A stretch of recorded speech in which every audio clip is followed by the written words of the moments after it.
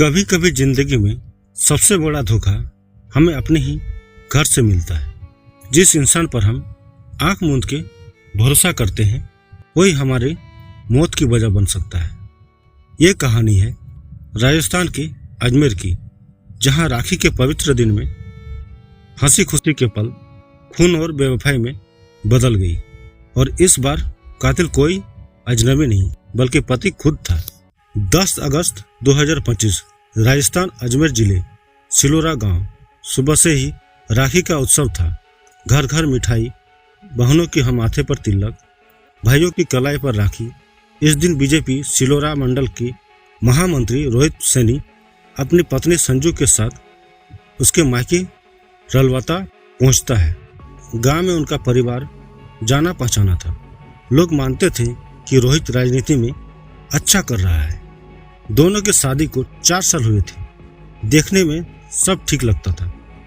गांव में इज्जत, परिवार में पहचान, लेकिन इस सुखी तस्वीर के पीछे एक सड़ता हुआ सच छिपा था।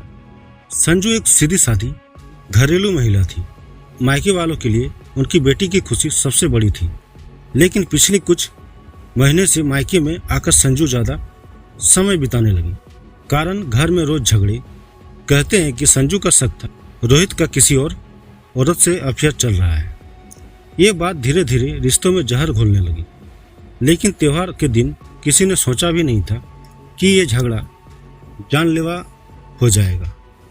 दोपहर 2 बजे संजू और रोहित बाइक से सिलोरा लौट रहे थे। रास्ता किशनगढ़ के पास सुनसान सड़क। गर्मी के मौसम, सड़क पर दूर दूर तक कोई इंसान नहीं, बस खेत और कभी कभार गुजरने वाले ट्रक। रोहित बाइक धीमी करता है। तभी अचानक 2 नकाबपोश बदमाश सामने से आ जाते हैं। एक ने हाथ में चाकू, दूसरे के पास लोहे की रॉड। चिल्लाकर बाइक रुकवाई जाती है। मारपीट शुरू होती है।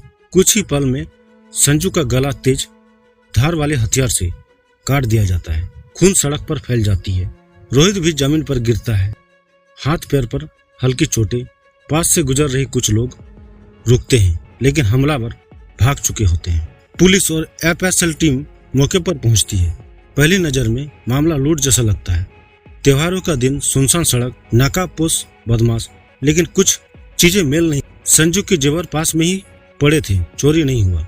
रोहित की चोटें मामूली थी।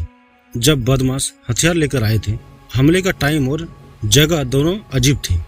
एसपी वंदिता राणा तुरंत सीसीटीवी फुटेज खंगालने का आदेश देती है। करीब 3 किलोमीटर पहले लगे कैमरे में बाइक पर रोहित और संजू साफ दिखाई देते हैं। लेकिन वारदात के बाद वही बाइक अजीब तरीके से घटनास्थल से निकलती देखी जाती। रोहित की हरकत नॉर्मल से अलग। फोरेंसिक टीम को चाकू पर मिली फिंगरप्रिंट्स का पैटर्न भी असामान्य लगता है, जैसे किसी ने जानबूझकर अधूरा साफ किया हो। पुलिस अब लूट के एंगल को किनारे रख शक सीधे रोहित पर ले जाता। अस्पताल में इलाज के बहाने रोहित को हिरासत में लिया जाता है। पहले वो वही कहानी सुनाता है। 2 बदमाश आए, पत्नी को मार डाला, मैं कुछ नहीं कर पाया। लेकिन पुलिस के लगातार सवाल और टाइमलाइन में गड़बड़ी और सबूतों का बोझ रोहित टूटने लगता है। आखिरकार वो मान लेता है हत्या उसी ने करवाई थी। पुलिस के मुताबिक रोहित के एक महिला से अवैध संबंध थे। संजू को ये बात पता चल गई थी। रोज रोज झगड़ों से तंग आकर रोहित ने ठान लिया संजू को रास्ते से हटाना है। योजना बनाई। दोस्त रवि मेघवाल 20 साल और एक 15 साल के नाबालिग के साथ राखी के दिन मायके से लौटते वक्त सुनसान जगह पर बाइक रोकी गई। रवि और नाबालिग ने हमला किया, लेकिन गला खुद रोहित ने रेतकर संजू की जान ले ली। फिर खुद को हल्का घायल कर लूट जैसा ड्रामा रचा।